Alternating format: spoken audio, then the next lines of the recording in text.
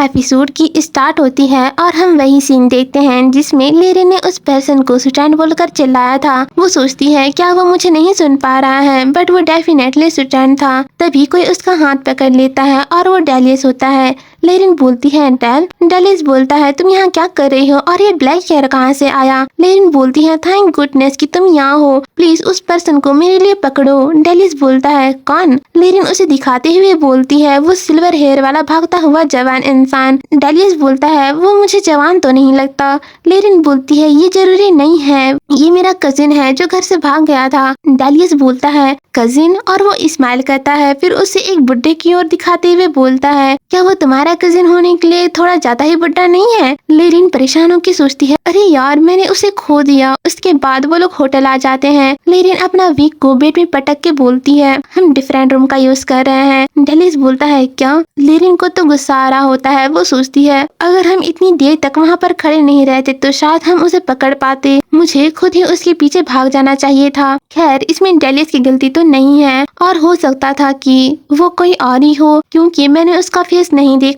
और 6 साल पहले देखते हैं। लेरिन के फादर बोलते हैं मैं आज एक इम्पोर्टेंट अनाउंसमेंट करने जा रहा हूँ। जल्दी ही हम सुटैन और लेरिन के बीच मैरिज को अरेंज करेंगे। जिसे सुन के लेरिन बोलती है क्या, और सुटैन शर्मा रहा होता है। लेरिन चिल्ला के बोलती है फादर क्या आप पागल हो गए हैं, मैं ये नहीं चाहती, मैं ये बिल्कुल नहीं चाहती, और वहाँ से भाग जाती है। पीछे से फादर उसे चिल्ला रहे होते हैं और सुटैन हैरानी से वहीं पर खड़ा रहता है। लेरिन सोचती है उसके कुछ समय बाद ही सुटैन भाग गया। मेरे अंकल आंटी ने कहा कि इसमें मेरी कोई गलती नहीं थी, लेकिन मैं पूरी तरह से निर्दोष नहीं थी क्योंकि मैंने पब्लिक में एक यंग बॉय को रिजेक्ट कर दिया। अरे रुको, अगर हम सच में इस पर इतना ध्यान दे रहे हैं तो ये असल में मेरे फादर की गलती है। भला कौन इस तरह की अचानक अनाउंसमेंट करता है। अगर वो आदमी सचमुच सुटैन था तो क्या वो शोपिन से बाहर रह रहा है। तभी डेलियस बोलता है क्या तुम्हारा सच में वही मतलब है। लेरिन बोलती है क्या। डेलियस सीरियस होके बोलता है क्या हम सच में डिफरेंट रूम यूज कर रहे हैं। लेरिन सोचती है तुम ऐसा क्यों कह रहे हो, इससे ऐसा लगता है कि अगर हम डिफरेंट रूम यूज करेंगे तो इसमें मेरा ही नुकसान होगा। और वो बोलती है ठीक है मैं इसे कैंसिल करती हूँ, बस मैं चाहती हूँ कि तुम मेरे लिए किसी को ढूंढ दो। डेलियस बोलता है मैं उसे कैसे ढूंढूं। वो बोलती है कैसे, क्या तुम्हारे पास लोगों को ढूंढने के अपने तरीके नहीं हैं। डेलियस बोलता है क्या तुम चाहती हो कि मैं उसे यहाँ घसीट कर लाऊं, या तुम बस इतना जानना चाहती हो कि वो कहाँ रहता है। मैं बस ये जानना चाहता हूँ कि क्या उसे जिंदा वापस लाना जरूरी है। लेरिन घबरा के बोलती है मुझे बताना कि वो कहाँ रहता है, और सोचती है वो अचानक से इतना बेरहम क्यों हो रहा है, मैंने क्या किया है। डेलियस बोलता है ठीक है हमें शाम को होटल से जाना होगा क्योंकि हम आधी रात को निकलने वाले पैसेंजर शिप से जा रहे हैं। लेरिन बोलती है तुम कहाँ जा रहे हो। डेलियस बोलता है एक प्राइम मिनिस्टर पास ही है, इसीलिए हम एक छोटी सी मीटिंग करेंगे, और वहाँ से चला जाता है। लेरिन बोलती है मैं असल मुद्दे पर पहुँच ही नहीं पाई क्योंकि मैंने कह दिया था कि हमें डिफरेंट रूम यूज करना चाहिए। पर रुको, लेकिन उसके पास इस बात के अलावा कोई भी जानकारी नहीं है कि वो एक सिल्वर हेयर वाला मेरा कजिन है जो घर से भाग गया था। उसने मुझसे और जानकारी क्यों नहीं पूछा। इधर फोर्ट के पास खड़ा सुटैन सोच रहा होता है अगर कॉलयार्ड यहाँ है इसका मतलब ये है कि लेरिन भी उसके साथ आसपास ही है, और वो उसी पल को याद करता है जब लेरिन ने उसका नाम चिल्लाकर बोला था। वो पीछे मुड़ता है तो देखता है कि डेलियस के साथ लेरिन होती है, लेकिन वो डेलियस की और मुड़ी होती है और उसके ब्लैक विग के वजह से सुटैन उसे नहीं पहचान पाता। वो सोचता है क्या इसी वजह से मुझे ऐसी आवाजें सुनाई दे रही थी। इतने साल बीत जाने के बाद भी फीलिंग्स वैसा ही रहता है। उसके बाद वो बताता है कि मैं लेरिन से पहली बार तब मिला जब मैं 5 साल का था, जब पिछली बार लेबर में हुई कठिनाई की वजह से काउंटेस के लिए दोबारा प्रेग्नेंट होना मुश्किल हो गया। हाउस एफरान ने तुरंत लेरिन को अपना हायर बना दिया, और जब लेरिन 2 साल की हुई उन्होंने मुझे एक कजिन को उसका फ्यूचर हस्बैंड चुना। और लेरिन के फादर लेरिन को सुटैन से मिलाते हुए बोलते हैं सुटैन ये लेरिन है। और लेरिन उस टाइम पे भी काफी क्यूट होती है। वो बताता है कि वो एक छोटा बच्चा था जिसे कुछ भी नहीं पता था, लेकिन तभी से मैंने सपने देखना शुरू कर दिया था कि एक दिन उससे मैरिज करके अपने पेरेंट्स की तरह हैप्पी लाइफ जीना है। लेरिन जिससे मुझे पहली नजर में ही प्यार हो गया था वो एक जीनियस की तरह इंटेलिजेंट थी। लेरिन पेपर कप का फोन बना के बोलती है इसी देखो, इसकी हेल्प से हम दूर से भी एक दूसरे की आवाज सुन सकते हैं। सुटैन बोलता है लेरिन तुम कमाल की हो, ये विचार तुम्हारे दिमाग में कैसे आया। लेरिन लेरिन बोलती है, अरे ये तो कुछ भी नहीं है, मेरी पिछले लाइफ में हम तो वायरलेस तरीके से बात करते थे। सुटैन बोलता है, पिछला लाइफ वो क्या होता है? लेरिन लड़खड़ा के बोलती है, ओह ये तो। फिर उसके कान में बोलती है, दरअसल यहाँ जन्म लेने से पहले मैं एक अलग ही दुनिया में रहती थी। सुटैन बोलता है, वाओ तुम्हारी इमेजिनेशन भी कमाल की है, तुम्हारे जन्म लेने से पहले का जीवन। लेरिन बोलती है, ये मेरी इमेजिनेशन नहीं है, ये सच है। ठीक है, जो चाहे सोचो। फिर सुटैन बताता है कि उसके लिए मेरी फीलिंग्स स्वाभाविक रूप से और भी स्ट्रांग होती गई और मैंने एक ऐसा हस्बैंड बनने के लिए लगातार कोशिश जारी रखा जो उसके लिए सही मैच हो सके। लेकिन ईयर इन सेलिब्रेशन के दिन जब लेरिन के फादर ने मैरिज की अनाउंसमेंट की, लेरिन चिल्ला के बोलती है, नहीं मैं ऐसा बिल्कुल नहीं चाहती, और वो वहाँ से भाग जाती है। सुटैन वहीं पर खड़ा रहता है। सब लोग बातें करने लगते हैं, वो इस तरह से रिएक्शन क्यों दे रही थी? उसने कोई भयानक काम तो नहीं किया। एक ऐसी जवान लड़की जिससे थैंकफुल कैसे होना है ये नहीं आता। सुटैन बताता है, जब लेरिन ने मुझे इतने फैसिनेटली ठुकरा दिया तो मेरी फैमिली ने मुझ पर बहुत सख्ती बरती और मैं, जो अब उसके साथ नहीं रह सकता था, एफ्रान से भाग गया। और वो एफ्रान से भागने के बाद किसी जंगल में पड़ा होता है। तभी उसके पास किंग आके बोलते हैं, हे तुम जिंदा हो या मर चुके हो? सुटैन अपनी आंखें खोलता है। किंग बोलते हैं, ओह तो तुम जिंदा हो? सुटैन उठ के बोलता है, अभी अभी मेरा सामना कुछ लुटेरों से हुआ। किंग बोलते हैं, ओह हमने उनको ठिकाने लगा दिया है। सुटैन सोचता है, मैं क्या कर रहा हूँ? उन लुटेरों के हाथों मर जाना ही मेरे लिए बेहतर होता। तभी किंग उसे कुछ देते हुए बोलते हैं, ये तुम्हारा है ना? और वो 2 रिंग्स होते हैं। सुटैन सोचता है, मैंने जो लेरिन को प्रपोज करने के लिए रिंग तैयार की थी वही है। मैं इतनी बेवकूफी से इसे अपने साथ क्यों लाया? तभी किंग बोलते हैं, क्या तुम मेरे साथ आना चाहोगे? बिल्कुल, तुम्हारे पास कोई और चॉइस नहीं है।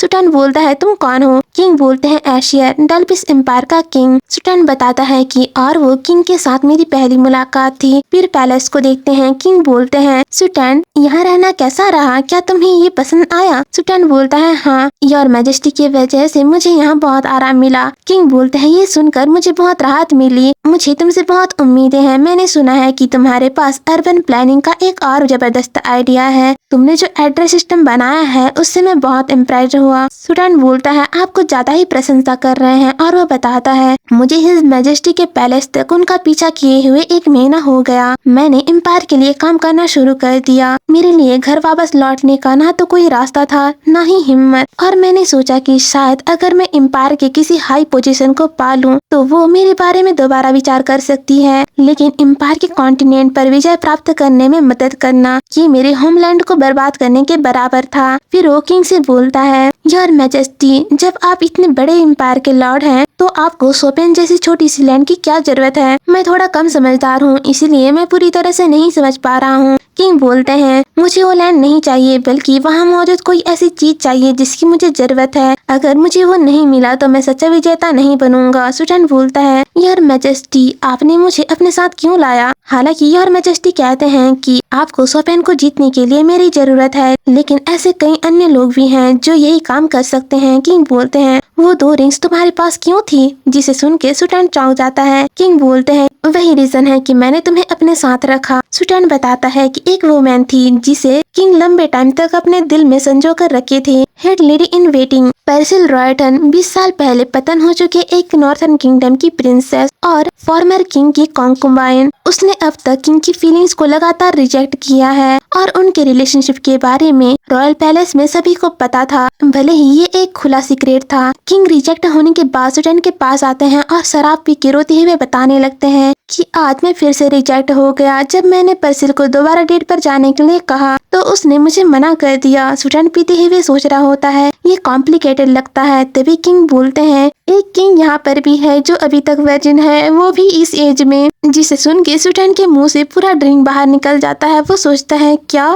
इस एम्पायर का किंग अभी भी वर्जिन है? किंग बोलते हैं, तुम मेरी फीलिंग्स को समझ सकते हो है ना, एक तरफा प्यार की वजह से। सुटैन बताता है कि मुझे यहाँ लाने से पहले किंग ने मेरी बैकग्राउंड चेक कर ली थी। मैं जो लेरिन के द्वारा बुरी तरह से रिजेक्ट होने के बाद भाग गया था, और एक किंग जो अपने पुराने एक तरफा प्यार को पूरा करने में असमर्थ था। हमारी कड़वी समानता के कारण ही किंग ने मुझे हाई पोजीशन पर अपॉइंट किया और शायद सिंपैथी भी शेयर की। तभी कोई धड़ाम से डोर खोलता है और एक गार्ड को उछाल फेंकता है, जिससे वो गार्ड अंदर आके गिरता है। सुटैन बोलता है कौन है वो, और वहाँ पे एक और नशेड़ी आई मीन की डेलियस बोतल पकड़ के आता है। किंग भी बहुत नशे में होते हैं। वो बोलते हैं उफ, ये आदमी फिर से उसी तरह जबरदस्ती घुसने की कोशिश कर रहा है। डेलियस उनके टेबल में जाके बोतल पटक के बोलता है मुझे कामेटिव सौंप दो, जिससे वो दोनों ही डर जाते हैं। सुटैन बोलता है क्या कामेटिव, वो शराब को बोल रहा है। किंग तो अभी भी नशे में बोल रहे होते हैं मैंने तुमसे कहा था कि इंफॉर्मेशन डिपार्टमेंट के किसी व्यक्ति से रिक्वेस्ट करो डेलियस, या अगर ये तुम्हें परेशान करता है तो एक बार में बस कुछ बोतलें ही अपने साथ ले जाओ। और उस गार्ड को बोलता है हे तुम वहाँ जाओ और जल्दी से कामेटिव ले आओ। वो बंदा डर से बोलता है यस योर मैजेस्टी, और डेलियस तो सुटैन को ही घूर रहा होता है, जिससे सुटैन थोड़ा घबरा जाता है। फिर किंग का भी थोड़ा नशा उतर जाता है। वो घबरा के बोलता है देखो तो सही, कामेटिव का असर पहले ही खत्म हो चुका है। अगर एक घूंट 5 मिनट से कम समय तक चले तो हम क्या करेंगे। और वो कांपते हुए बोलता है शू तुम बहुत होशियार हो, कुछ करो। सुटैन बोलता है लेकिन ये है कौन, मुझे तो एक नशेड़ी जैसा लगता है। किंग बोलते हैं कॉलियार्ड, मुझे यकीन है कि तुमने वो नाम तो सुना ही होगा। जिसे सुन के सुटैन की तो सांसें ही अटक जाती है। वो डर से सोचता है क्या ये वही खूंखार कॉलियार्ड है। फिर वो गार्ड कामेटिव लाता है और डेलियस उसे एक बार में ही पानी की तरह पी रहा होता है। किंग धीरे से सुटैन से बोलते हैं अगर तुम कोई बढ़िया सा आइडिया लेकर आए तो मैं तुम्हें प्राइम मिनिस्टर में प्रमोट कर दूंगा। मैं तुमसे कह रहा हूँ कि वो बार बार इसी तरह जबरदस्ती घुस आता है। सुटैन बताता है कि जिसे कामेटिव बोला जा रहा था वो असल में बॉडी को सुनने या बेजान कर देने वाले जहर से बनी एक चीज थी, एक ऐसा खतरनाक पदार्थ जिसकी जरा सी मात्रा भी किसी आम इंसान की जान ले सकती थी। बट उसके बिना कॉलियार्ड को काबू में रखना नामुमकिन था। उसके बाद मैंने सिगरेट के रूप में एक कामेटिव बनाई। मैंने इसके कंटेंट को ज्यादा कंसंट्रेटेड बनाया, इसकी क्षमता बढ़ाई और इसे आसानी से ले जाने लायक बनाया। फिर वो उस कामेटिव को किंग को दिखाता है। वो बोलते हैं सो तुम तो जीनियस हो, ये विचार तुम्हें कैसे आया, मैं तुम्हें तुरंत प्राइम मिनिस्टर अपॉइंट करता हूँ। जिस पे सुटैन कुछ नहीं बोलता। उसके पीछे के लोग फुसफुसाने लगते हैं। सुटैन बताता है कि urban planning, address system, education में सुधार और लास्ट में सिगरेट के आकार का कामेटिव। वास्तव में ये सभी इसी पर आधारित थे कि लेरिन ने मुझे बचपन में जो दिलचस्प स्टोरी सुनाई थी। इस तरह लेरिन मेरे लाइफ में जगह जगह गहराई से समाई हुई थी। प्रेजेंट में वो सोचता है मैं अपनी लाइफ में इतनी दूर इस इरादे से आया हूँ कि किसी न किसी दिन उसे अपने साथ ले आऊंगा। तभी उसके पास डेलियस आता है। वो बोलता है बहुत दिन हो गए। सुटैन सोचता है अगर ये डेविल ना होता तो। डेलियस बोलता है तुमने मुझे मिलने के लिए क्यों कहा। सुटैन बोलता है मुझे तुमसे अकेले में बात करनी है। सबसे पहले क्या तुमने हाल ही में आए चक्रवात के बारे में सुना है। डेलियस बोलता है हाँ हो सकता है। सुटैन बोलता है ये चक्रवात सोपेन और एम्पायर की सीमा में लगे टेरिटरी में आया था। सौभाग्य से वहाँ बहुत कम लोग थे, इसीलिए कोई हताहत नहीं हुई। पिछले 20 सालों में आए चक्रवातों के मार्गों के आधार पर ये नॉर्थ से शुरू हुआ और साउथ की ओर बढ़ रहा था। इसका मतलब है क्या इस बात की संभावना ज्यादा है कि अगला चक्रवात सोपेन में आएगा, जैसा कि हिज मैजेस्टी ने कहा था। डेलियस बोलता है तो। सुटैन बोलता है तुम क्या साजिश रच रहे हो, क्या तुम्हें फ्रेगमेंट ऑफ स्टार नहीं चाहिए था। चक्रवात आने की जानकारी होने के बावजूद कई सालों तक मैंने सोपेन के किंग को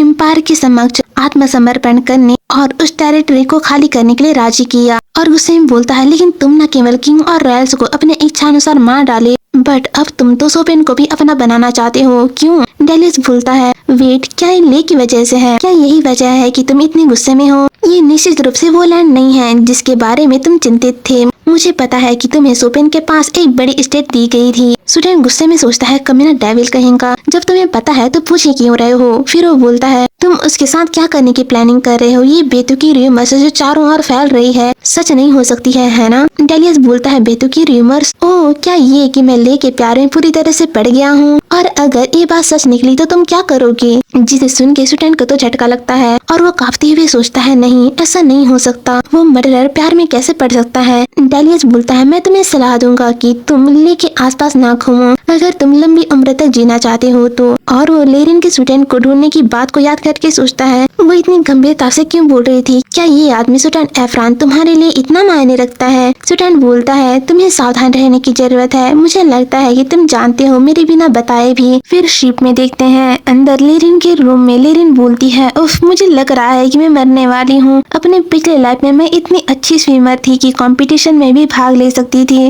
और पानी में खेलना भी अच्छा लगता था। मुझे नहीं पता था कि सी सिकनेस इतनी बुरी हो सकती है। और वो वॉमिटिंग कर रही होती है। डेलियस उसकी पीठ को पैट करते हुए बोलता है, ले, तुमने मुझे ये पहले क्यों नहीं बताया कि तुम्हें समुद्र यात्रा में वॉमिटिंग होती है? अगर मुझे पता होता तो मैं कैनेडा से ही जाना पसंद करता, भले ही उसमें ज्यादा समय लगता। लेरिन बोलती है, मुझे भी नहीं पता था। इस तरह से सफर करने से बेहतर होगा कि मैं तैर कर वहाँ पहुँच जाऊँ। ओह, मैं तो थक गई हूँ, कुछ करो डैल। और डेलियस काफी बरेड लग रहा होता है। लेरिन सोचती है, मैं क्या करूँ, मोशन सिकनेस और नींद की मेडिसिन सब बेकार है, क्योंकि मुझे उन्हें लेने के बाद ही वॉमिटिंग हो जाती है। डेलियस सोचता है, वेट, क्या हो अगर मेरे मुंह में रह गई कामेटिव काम आ जाए? अगर डोज को कंट्रोल किया जाए तो शायद कोई साइड इफेक्ट नहीं हो। अगर ये बहुत जल्दी बस 1 सेकंड में हो तो जब हम सुबह में पहुंचने वाले होंगे तब वो जाग सकती है। और वो उसके फेस को पकड़ के किस करने जा रहा होता है। लेरिन सोचती है, ये क्या है? मुझे लेवेंडर की खुशबू और भी तेज आ रही है। क्या ये सपना है? अच्छा होता अगर मैं अभी सोई हुई होती और सपने देख रही होती। तभी डेलियस को सुटैन की बात याद आती है जिसमें उसने कहा था कि तुम्हें सावधान रहने की जरूरत है। मुझे लगता है कि तुम्हें बिना बताए भी पता होगा। जब तक तुम इस कामेटिव का यूज करते रहोगी ये पदार्थ तुम्हारी लार और ब्लड स्ट्रीम में मौजूद रहेगा, इसलिए शारीरिक संपर्क मना है। अगर तुम लेरिन को मारना नहीं चाहते हो तो जिसे याद करके वो लेरिन से दूर हो जाता है। लेरिन बोलती है,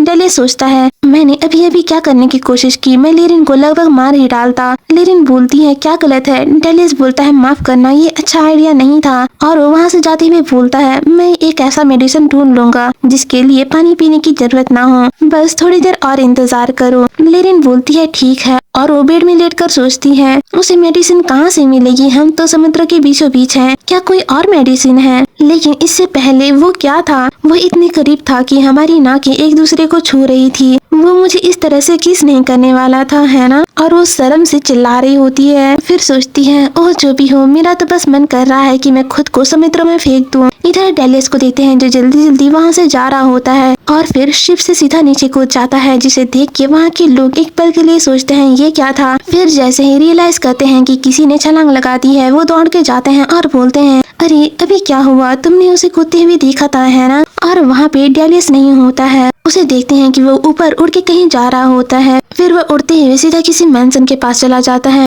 वहाँ के गार्ड उसे रोकते हुए बोलते हैं, कौन इतनी हिम्मत कर सकता है? डेलियस बोलता है, मैं कॉलयार्ड हूँ। उसके बाद वो तुरंत किसी पर्सन के बेडरूम में जाके दरवाजा धड़ाम से खोलता है, जिससे वो पर्सन उड़ जाता है। डेलियस बोलता है, क्या तुम इस जगह के लॉर्ड हो? मेरी प्यारी वाइफ को मोशन सिकनेस की समस्या है, मुझे एक ऐसी मेडिसिन ला के दो जिसके लिए पानी पीने की जरूरत ना हो। मुझे लगता है कि तुम जानते हो कि अगर तुम कोई चालबाजी करोगे तो क्या होगा। वो लॉर्ड डर से कांपते हुए बोलता है, मैं तुरंत कुछ न कुछ ढूंढ लूंगा। उसके कुछ घंटे बाद देखते हैं डेलियस लेरिन को मेडिसिन लाके देता है। लेरिन बोलती है, ये क्या है? वो बोलता है, मोशन सिकनेस की मेडिसिन। और डेलियस की हालत देखते हैं, उसके पूरे बालों और कपड़ों में पत्ते लगे हुए होते हैं। लेरिन सोचती है, अरे उस पर इतनी पत्तियां क्यों हैं? क्या वो इस दौरान अकेले लैंड पर मेडिसिन लेने गया था? ऑफ कोर्स मैं इस समय बहुत सफर कर रही हूँ, लेकिन उसे इतना आगे जाने की जरूरत नहीं थी। डेलियस बोलता है, जल्दी करो और इसे खा लो। लेरिन बोलती है, ठीक है। और वो मेडिसिन को चबाते हुए बोलती है, ताजगी देने वाला और तीखा पुदीना। अब मेरे पेट की उथल पुथल थोड़ी शांत होती हुई लग रही है। डेलियस उसे देखता है और बोलता है, कैसा है? लेरिन बोलती है,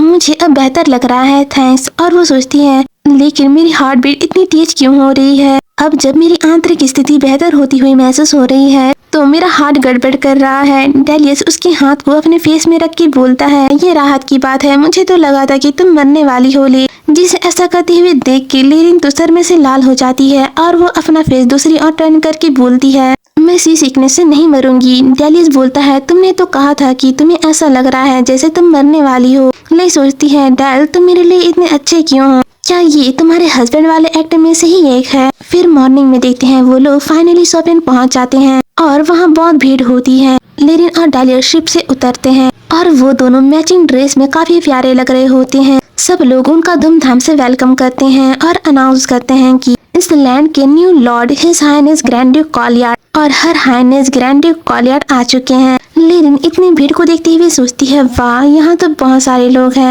मुझे लगता है कि जब नए लॉर्ड आ जाएं तो ऐसा होना ही चाहिए था, लेकिन फिर भी क्या वो भूल गए हैं कि कॉलयार्ड किस तरह का पर्सन है? क्या इन लोगों की याददाश्त मछली जैसी है या क्या है? हालांकि मुझे लगता है कि मुझे इस बारे में बात नहीं करनी चाहिए, क्योंकि मैंने उसी कॉलियार से मैरिज जो की है और उसे अचानक से चक्कर आने लगते हैं। डेलियस उसे पकड़ लेता है और बोलता है, क्या तुम ठीक हो? लेरिन बोलती है, मुझे ऐसा क्यों लग रहा है, मुझे अचानक से चक्कर आ रहे हैं। डेलियस बोलता है, ये लैंड सिकनेस है और उसे अपनी गोद में उठा लेता है। लैंड सिकनेस नहीं, उसे तो बस लेरिन को गोद में उठाने का बस एक बहाना चाहिए होता है। खैर, उन दोनों को ऐसा देख के लोग बोलने लगते हैं, ओह माय गुडनेस, तो रूमर सच निकली। और वो लोग नारे लगाने लगते हैं, ग्रैंड ड्यूक और डचेस कॉलियार के लिए 3 बार जय हो। और लेरिन तो सदमे में ही चली जाती है। वो सोचती है, ओह तो अब हमारी कपल वाली इमेज को सुधारना नामुमकिन है। और इसी के साथ एपिसोड खत्म होता है।